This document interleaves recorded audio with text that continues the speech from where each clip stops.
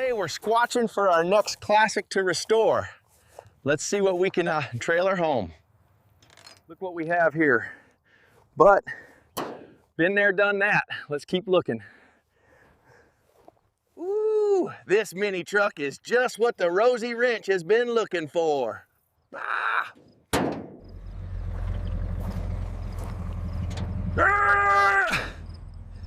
Hey, don't scratch the paint!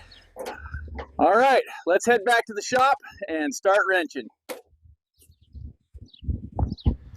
Yeah, okay. I know it doesn't look like much. 73 Toyota pickup. It's actually complete. I've got hood, fenders, grill, bumper, all that stuff for it. It's the 18 RC. This is like the precursor to the 20R.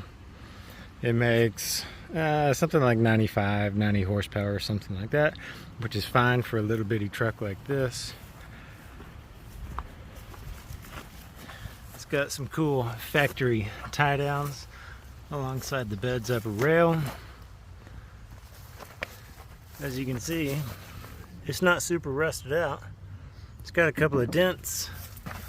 You know, the rocker's kind of smashed up on the passenger side, forward side of the rocker, little rust hole. Most of the motor is there. A bit more rusty on the driver's side. I don't even know, there's not a gas tank. You see the hose just goes to nowhere. Got some seats out of, you know, mail order catalog. No door panels. Well, that's a door panel, but the door card's all rain damaged. But you know, it's a mostly complete truck. It's got some dents and stuff. A lot of you might say, man, just send that tank to a scrap yard. But this is what we specialize in. So I've already got all the engine stuff ready to go, so we're going to do that first. Once the drivetrain comes out, we can pick the body off of the chassis, strip it and clean it, and start doing metal work and putting it back together.